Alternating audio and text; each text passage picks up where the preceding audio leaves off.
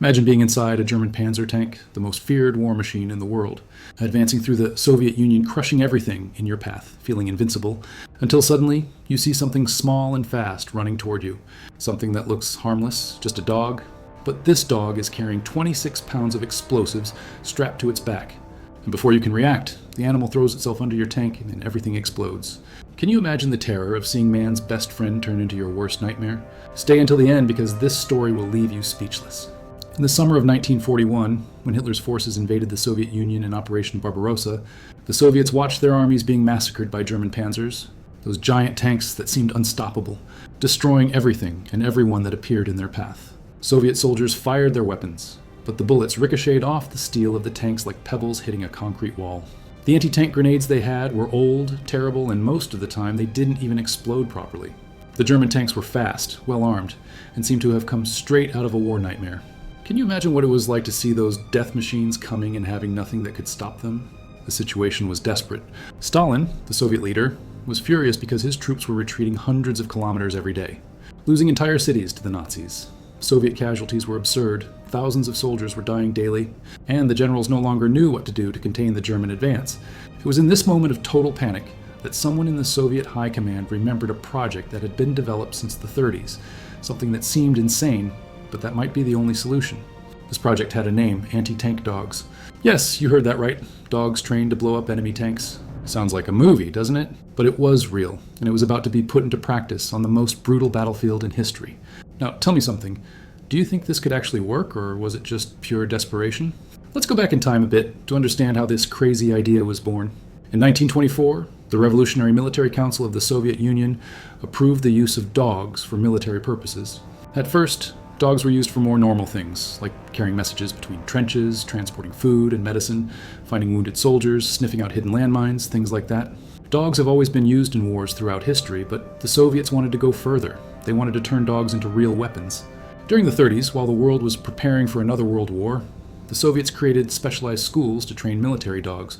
The first school was founded near Moscow, in the Moscow Oblast region, and soon after they opened 12 more schools spread across the country. 3 of these schools had a specific and disturbing objective: train dogs to destroy enemy tanks. Can you imagine the military meetings where this was first discussed? Someone raised their hand and said, "Let's put bombs on dogs and send them running under tanks." And the idea was approved. The training of these dogs was cruel and frightening.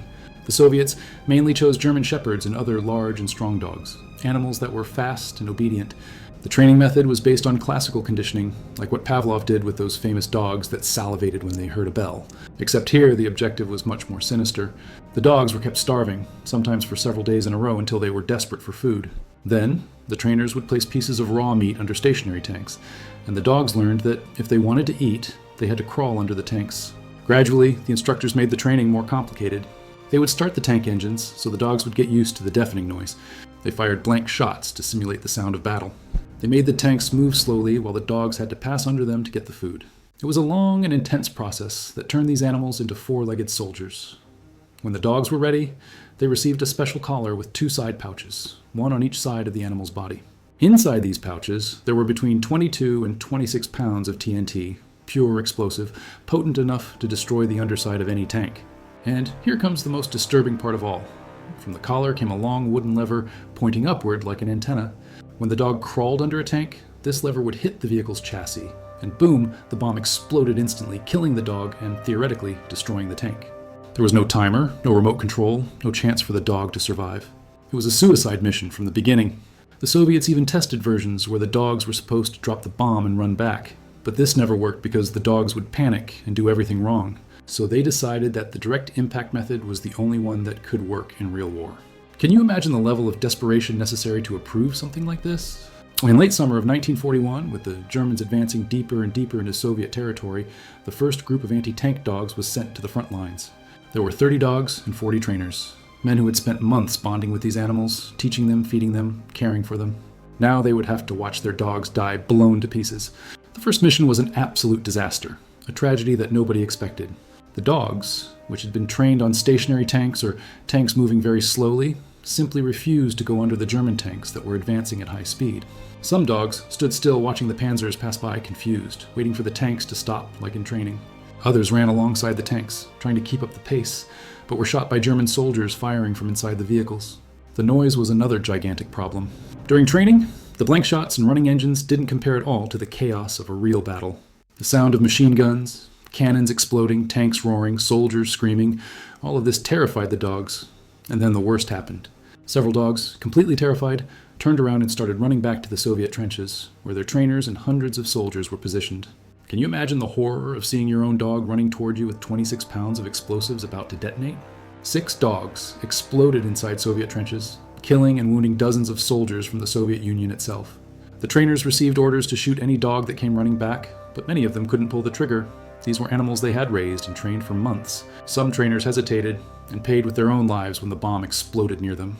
At the end of the first mission, only 4 dogs managed to detonate their bombs near German tanks, and nobody knows for sure how much damage they caused. 3 dogs were killed by the Germans before exploding, and the Nazis took the bodies and studied the bomb mechanism. It was a humiliating failure that showed that the idea, as desperate as it was, needed urgent adjustments. What do you think went through the minds of Soviet soldiers that day? But the worst mistake of all was yet to be discovered, and when the Soviets realized it, it was too late. You know what the problem was? The dogs had been trained exclusively with Soviet tanks, those diesel-powered tanks that the Red Army used. German tanks, on the other hand, used gasoline. It seems like a small detail, but it made all the difference in the world. Dogs have a sense of smell millions of times more powerful than humans. They can smell things that are completely imperceptible to us. For months of training, these animals associated the smell of diesel with food, with reward, with safety. When they arrived on the battlefield and sniffed the German tanks, the smell was completely different. It was gasoline, something strange and unknown. The result was catastrophic. Many dogs, confused and hungry, ignored the German panzers and ran straight to the Soviet tanks that were in the rear, because the smell of diesel was familiar. Imagine the scene. The Soviets release a dog to attack the Germans. The animal runs across the battlefield, passes by the Nazi tanks without paying attention, and goes straight to blow up a Soviet tank. It was such a basic and stupid training error that cost lives and precious equipment. Nazi propaganda loved this story. The Germans captured some live dogs and some Soviet trainers, and through interrogations discovered all the details of the program. A captured German officer later said that when he learned about the anti-tank dogs, he thought it was a desperate and completely inefficient measure, something that only a losing army would try. Hitler's propaganda machine used this to humiliate the Soviets, saying that the Red Army was so weak and cowardly that they preferred to send dogs to die instead of men. Posters and pamphlets were spread, showing photos of dogs with bombs, mocking the Soviets, calling them inhumane and cruel. But you know what's interesting? Despite all the problems, despite all the failures, the Soviets didn't give up on the program. On the contrary, they doubled down. Would you bet everything on an idea that failed so badly the first time? During 1941 and 1942, when the war was at its most critical point, the Soviets escalated the use of anti-tank dogs in a massive way. The training schools were focused almost exclusively on producing more and more of these animals. In total, about 40,000 dogs were used for various military functions by the Red Army during the war, and a good part of them were anti-tank dogs. But now the training was different. The instructors managed to get some captured German tanks and started training the dogs with real panzers, so they would get used to the smell of gasoline. They also changed the tactics of use on the battlefield. Instead of releasing the dogs in the middle of a moving armored attack, the Soviets started using the animals mainly in defensive situations, when German tanks were advancing more slowly or stopping to shoot. Another crucial change was infantry support. Now, the dogs were accompanied by groups of soldiers who shot at the Germans to prevent them from leaving the tanks and killing the animals. Soviet riflemen created curtains of fire, forcing the Nazis to stay inside the armored vehicles while the dogs approached. And you know what? It started to work. Not perfectly, not the way it was imagined, but it started to have real results on the battlefield. Near the city of Kharkiv, 6 dogs managed to damage 5 German tanks in a single operation. At the Stalingrad airport, one of the most contested places in all of World War II, anti-tank dogs destroyed 13 Panzer tanks in combat. 13 tanks? Do you have any idea of the strategic value of that? Each German tank represented months of production, tons of steel, crew training, complicated logistics. Losing 13 tanks to dogs with bombs was not only a military defeat, but also a gigantic psychological humiliation. The Germans started taking anti-tank dogs very seriously. Orders were distributed to all armored units. Shoot any dog you see, no matter what it's doing, no matter if it looks harmless, kill all dogs. Even Luftwaffe pilots, the German Air Force, received instructions to shoot at dogs they saw on the ground during reconnaissance flights. Think about that. Warplanes, very expensive and sophisticated machines, being used to shoot at dogs. Shows the level of threat these animals represented. The most famous battle involving anti-tank dogs happened at Kursk in July 1943. Kursk was the largest tank battle in human history, with thousands of armored vehicles facing each other in brutal combat that lasted weeks. On July 5th, in the Tomarovka and Bikovo region, A platoon of anti-tank dogs from the 67th Guards Rifle Division was activated. The Germans had managed to break through Soviet defensive lines, and a column of panzers was advancing dangerously. 16 dogs were released against enemy tanks. 4 of them were killed by the Germans before getting close to their targets, but the other 12 completed the mission. 12 German tanks were destroyed or severely damaged that day in a single action. Soviet reports also claim that 150 German soldiers were killed in the same operation, probably by the explosions or the chaos that followed. German documents from the 48th Panzer Corps confirm significant losses that day, including a Panzer IV from the 3rd Panzer Division, a Panzer III, and a Panzer IV from the 11th Panzer Division. These weren't old or outdated tanks, they were the best vehicles Germany had at that point in the war. Can you imagine being there, seeing that scene? But let's tell the truth about the numbers, because war history is full of exaggerations and propaganda. The Soviets claimed that throughout the entire war, anti-tank dogs destroyed about 300 German tanks. Many modern Russian historians think that number is inflated, that it was invented to justify a program that cost a lot and caused a lot of controversy. The truth is, probably somewhere in the middle. Documented and confirmed cases show that the dogs really managed to destroy a few dozen tanks in specific situations, mainly in defensive combat where conditions were favorable. But 300 tanks? It's hard to confirm. What is indisputable is the psychological impact that these dogs caused on German troops. Nazi tankers began to report a genuine fear of any dog they saw near the battlefield. German armored units would completely stop their attacks when they spotted Soviet battalions that had dogs among their ranks. This psychological terror, this feeling that even animals were being used against you, had a devastating effect on troop morale. The Germans were proud of their panzers, they thought they were invincible, and suddenly a dog could end it all. What kind of effect do you think that had on soldiers' minds? The machine guns mounted on top of German tanks were practically useless against the dogs. The animals were too small, too fast, and ran too close to the ground.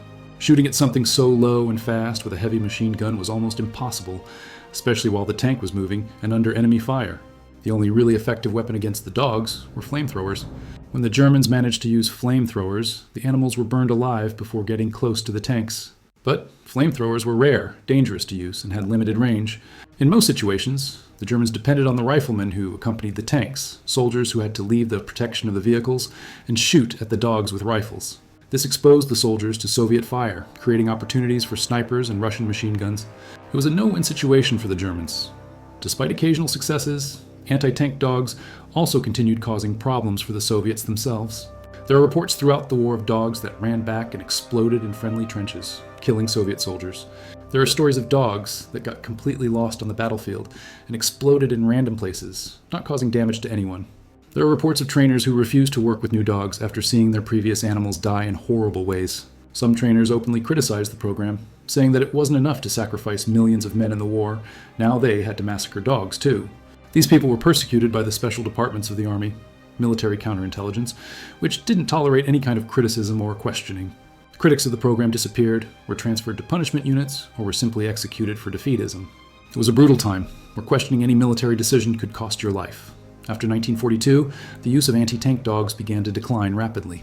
There were several reasons for this. First, the Soviets finally began to receive better anti-tank weapons, bazookas, adapted anti-aircraft cannons, more efficient mines. Second, the Soviet Union began to produce its own tanks in absurd quantities, mainly the T-34, which many consider the best tank of World War II. When you have thousands of your own tanks, you don't need to use dogs to destroy enemy tanks anymore. Third, the logistical and psychological problems of the program were too big. Training the dogs took months, required specialized instructors, food, equipment, and all of this in a country that was being devastated by war. It was easier and more efficient to train soldiers to use conventional anti-tank weapons.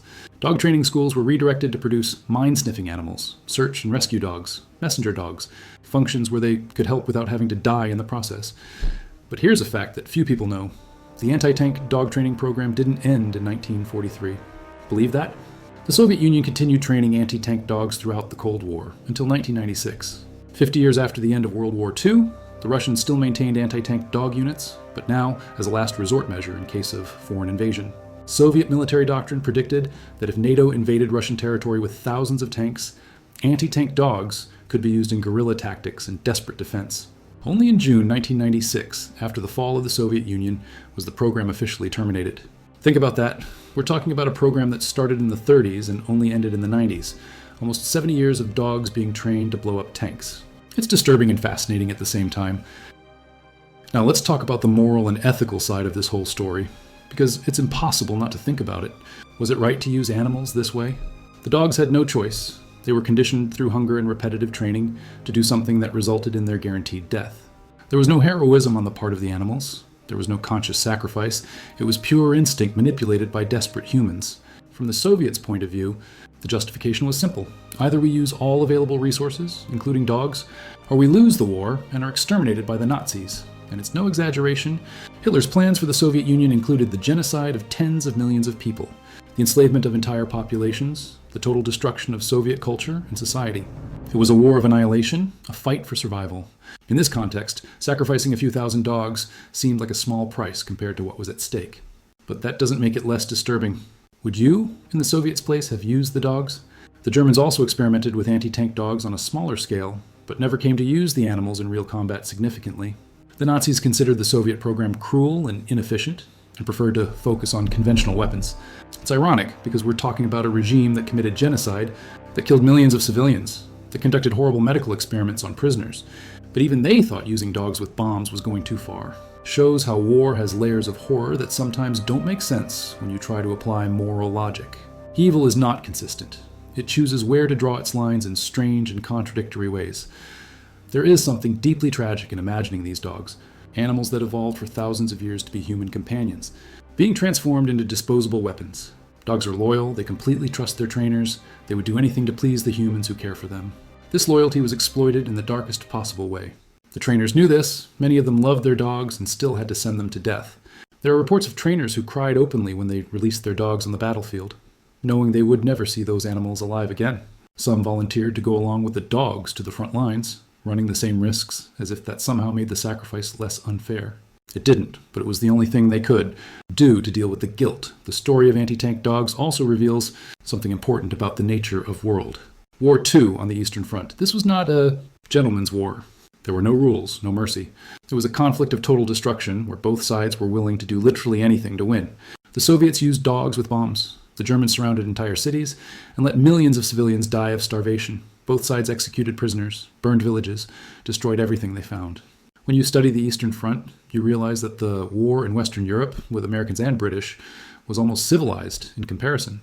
In the fight between Hitler and Stalin, all rules were broken, all humanity was suspended, and things that seemed impossible became routine.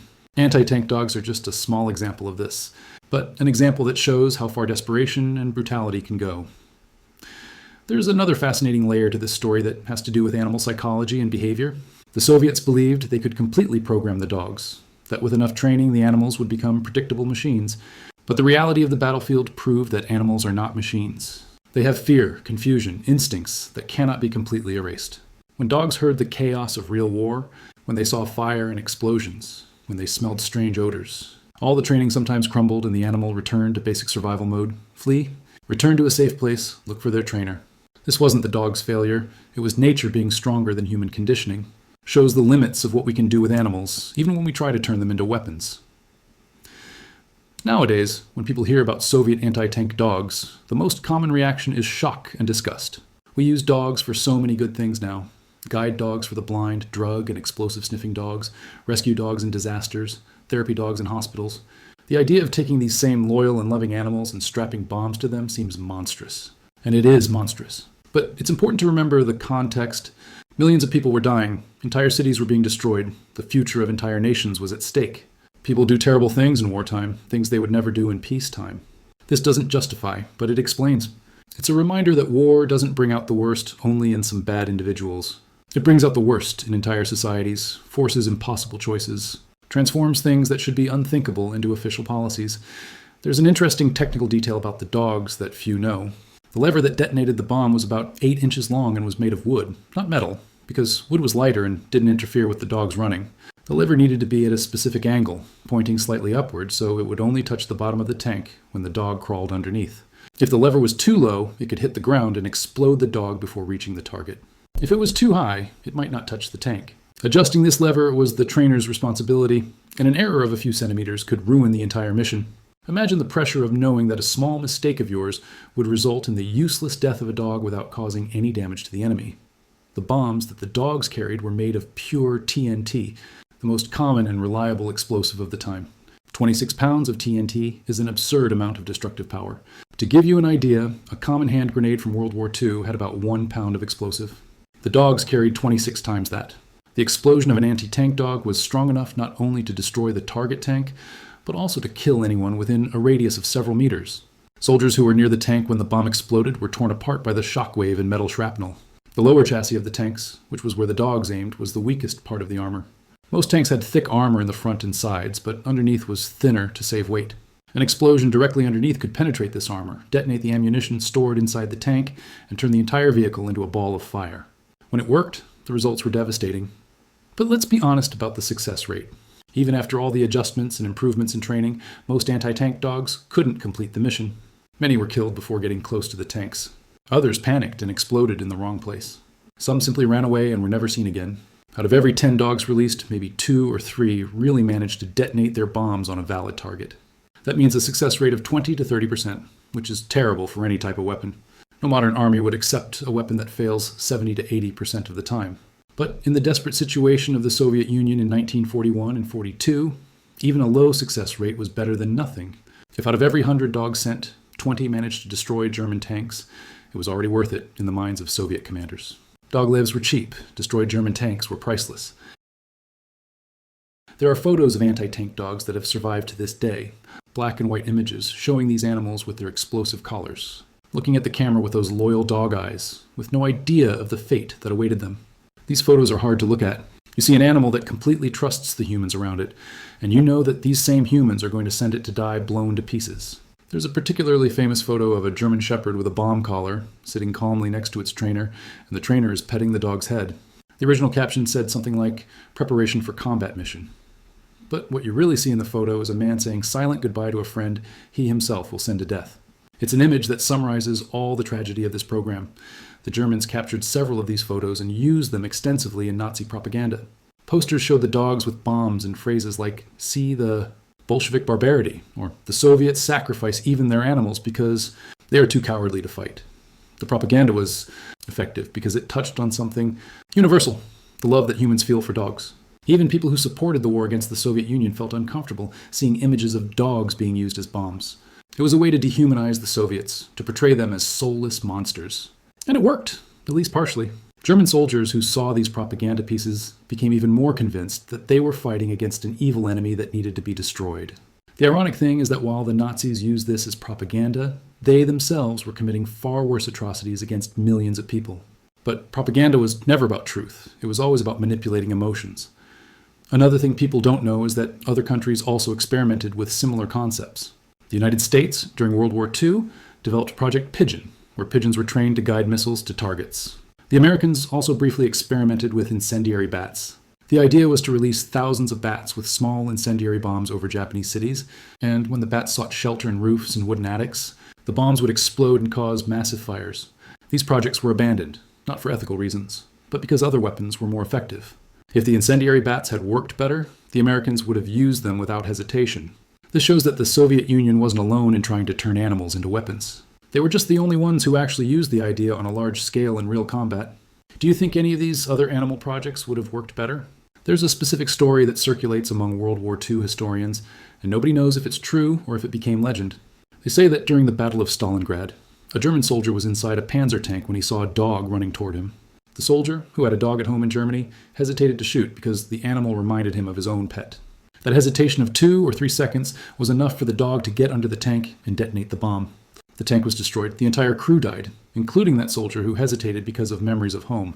I don't know if this story is real. It was probably invented or exaggerated, but it perfectly illustrates the emotional conflict these dogs caused. They were weapons, but they were weapons that looked like friends. This created a terrible cognitive dissonance. Let's talk about the total numbers, because it's important to have an overall perspective. Throughout World War II, it's estimated that between 2,000 and 3,000 anti-tank dogs were effectively used in combat by the Soviet Union. Of these, the vast majority died. Some were killed by the Germans before exploding. Others completed their suicide missions. A very few exploded in the wrong locations or returned to Soviet lines. There are no records of any anti-tank dog that survived a real combat mission. It was impossible to survive. The mechanism guaranteed that if the lever hit anything, the animal would explode. As for tanks destroyed, as I already mentioned, the numbers vary greatly depending on the source. Conservatively, we can say that a few dozen German tanks were confirmedly destroyed or damaged by anti-tank dogs. Optimistically, following Soviet sources, maybe it reaches 200 or 300. The truth is probably between 50 and 150 tanks over 3 years of active program use. Compared to other anti-tank weapons of the time, dogs were extremely inefficient. A single well-positioned 76mm anti-tank cannon could destroy dozens of tanks over several battles, and the cannon didn't die after the first shot. A soldier armed with a German Panzerfaust or an American bazooka could fire, reload, and fire again. But the dogs? One use and done. From a cost-benefit point of view, it didn't make sense. But war isn't just cold math, it's also psychology, desperation, trial, and error. The Soviets tried the dogs because they didn't have many other options at the beginning of the war. When they got better options, the dogs were gradually abandoned. That's how it works. You use what you have until you get something better. A question people always ask is, did the dogs know they were going to die? And the answer is complicated. Dogs don't have the concept of death in the same way humans do. They don't think, if I do this, I'm going to die and cease to exist. What they know is that their trainers want them to do something, and they want to please their trainers because they've been conditioned to do so. When a dog ran under a tank, it wasn't consciously committing suicide. It was following a command that had been reinforced by months of training. The animal's real suffering probably came from the fear of the noises, the chaos, the confusion of being in a completely different environment from training. They knew something was wrong, that they were in danger, but they didn't understand exactly what or why. And then, in an instant, it was all over. The explosion was so fast that the dog probably didn't feel pain, or if it did, it was for a fraction of a second. Small consolation, but it's something. The trainers, on the other hand, knew exactly what was happening. They were fully aware that each dog they released was being sent to certain death. Many developed psychological problems because of this. There are reports of trainers who started drinking heavily to deal with the guilt. Others requested transfers to other units, anything to not have to continue sending dogs to die.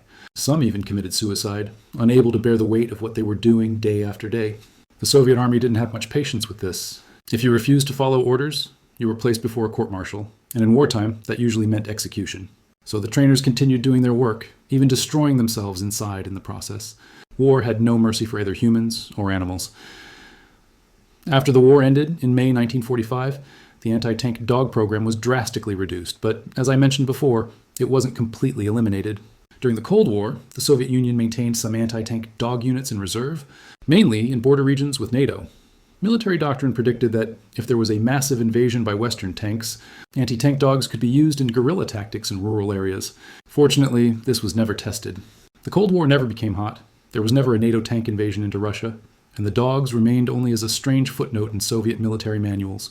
When the Soviet Union collapsed in 1991, many absurd military programs were finally canceled. But for some reason, anti-tank dogs lasted another 5 years.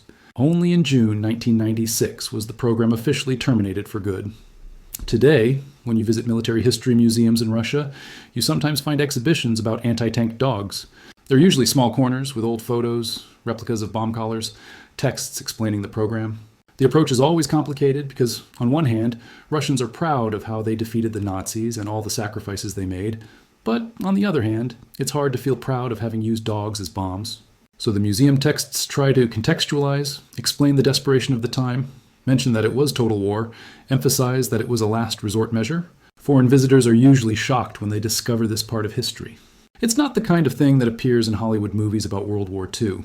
It's one of those stories that shows that the reality of war is much stranger and more disturbing than any fiction. Some historians argue that we should remember anti-tank dogs not as a morbid curiosity, but as a powerful reminder of the total cost of war. When we say that millions of people died in World War II, the number is so large that it loses meaning. But when you hear about specific dogs, individual animals that had personalities and names, that trusted their trainers, and were sent to blow up in pieces, somehow it becomes more real, more tangible. It's easier to feel empathy for a dog than for abstract statistics of millions dead. Maybe that's why this story resonates so much with people. It humanizes the horror of war through a different angle, through innocent animals that were dragged into a conflict they had nothing to do with. There's also an interesting philosophical discussion here about what we owe animals. Nowadays, most Western societies consider dogs as family members, not as tools or resources. There are laws against animal cruelty, protection organizations, an entire ethical structure that says animals have the right not to suffer unnecessarily. But this is very recent historically. For most of human history, animals were seen purely as resources. Horses were used in war and died by the thousands. Pigeons were used to carry messages through combat zones and were shot by snipers. Dogs were used to sniff explosives and stepped on landmines. The difference with Soviet anti-tank dogs is that they were designed to die. There wasn't even the illusion that they could survive. It was guaranteed death from the beginning, and this crosses a line that many people consider unacceptable. But where exactly is that line? Is it acceptable to use a dog to sniff bombs knowing it might step on one and die, but not acceptable to deliberately strap a bomb to it? These are difficult questions without easy answers. The legacy of Soviet anti-tank dogs continues to this day in strange ways. There are strategy video games about World War II where you can use anti-tank dogs as a playable unit. There are films and documentaries that mention the program. Artists have created works about the theme, trying to capture the tragedy and absurdity of the situation. Each generation that rediscovers this story is shocked again because it seems like something out of dystopian science fiction, not real history. But it is real history. It actually happened, and thousands of dogs were sacrificed this way. It's uncomfortable, it's disturbing, and it's important that it not be forgotten, precisely because it's so disturbing. We forget the easy parts of history. We remember the parts that make us feel uncomfortable because those are the ones that carry the most important lessons. If you made it this far, you're probably wondering what to think about all this.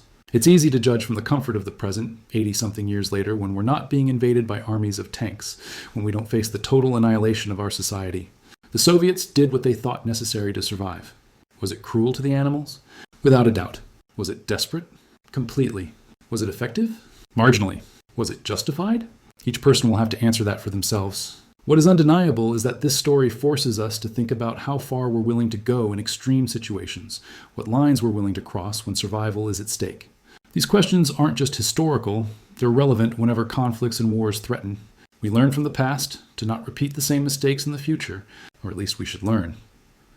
The story of anti-tank dogs is also a story about the relationship between humans and animals, about how this relationship can be distorted by the pressures of war. Dogs evolved alongside humans for thousands of years, since wolves began approaching human camps back in prehistory. This partnership was beneficial for both sides. Humans gained protection and help in hunting, dogs gained food and shelter. Over time, dogs were selected to be increasingly loyal, more obedient, more emotionally connected to humans. This loyalty is one of the most beautiful things in nature. But during World War II, the Soviets took this millennial loyalty and turned it into a weapon of destruction. It's a fundamental betrayal of the partnership between humans and dogs, a perversion of something that should be pure. And that's perhaps the saddest part of this whole story. But the story isn't just sadness and horror. There are also moments of surprising humanity.